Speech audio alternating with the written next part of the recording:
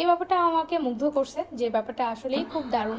এটা ছিল তাদের মেনু কার্ড। এখানে সব কিছুই দেয়া আছে, কোনটার কত রেট বা আপনি যেটা খেতে চান এটাই মূলত আপনি এসে দেখবেন আর কাউন্টারে পে করে আপনি বসে থাকবেন।